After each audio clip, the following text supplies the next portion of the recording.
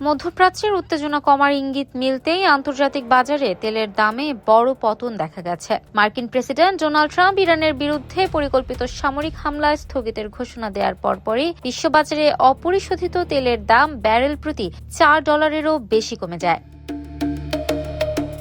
নিজের সামাজিক যোগাযোগ মাধ্যম ট্রুথ সোশ্যালে দেয়া এক পোস্টে ট্রাম্প জানান, ইরানের সঙ্গে দ্রুত একটি সমঝোতায় পৌঁছানোর সম্ভাবনা তৈরি হওয়ায় তিনি পরিকল্পিত হামলা থেকে সরে এসেছেন। তার দাবি, যুক্তরাষ্ট্র প্রয়োজন হলে দ্বিতীয় বিশ্বযুদ্ধের পর সবচেয়ে বড় সামরিক শক্তি প্রয়োগের জন্য প্রস্তুত ছিল। ট্রাম্প আরও বলেন, ইরান এবং মধ্যপ্রাচ্যের কয়েকটি দেশ যুক্তরাষ্ট্রকে হামলা থেকে বিরত থাকার আহ্বান জানিয়েছে, কারণ সম্ভাব্য একটি চুক্তির মৌলিক কাঠামো নিয়ে উভয় পক্ষের মধ্যে ইতিমধ্যেই সমঝোতার ভিত্তি তৈরি হয়েছে। সম্ভাব্য এই চুক্তির আওতায় হরমুজ প্রণালী আন্তর্জাতিক নৌ পরিবহনের জন্য সম্পূর্ণ উন্মুক্ত রাখা হবে এবং ইরানের পারমাণবিক কর্মসূচি থেকে সৃষ্ট হুমকি দূর করার বিষয়েও সমাধান খোঁজা হবে বলে দাবি করেন তিনি।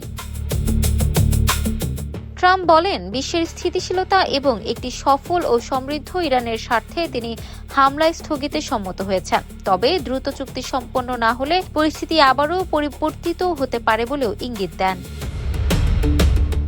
এই ঘোষণার পরপরই আন্তর্জাতিক জ্বালানি বাজারে এর প্রভাব পড়ে।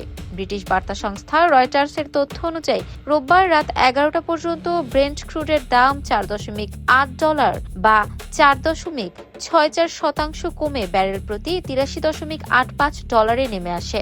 একই সময়ে যুক্তরাষ্ট্রের ওয়েস্ট টেক্সাস ইন্টারমিডিয়েট অপরিশোধিত তেলের দাম $4.01 বা 4.74% কমে ব্যারেল প্রতি $80.66 দাঁড়ায়।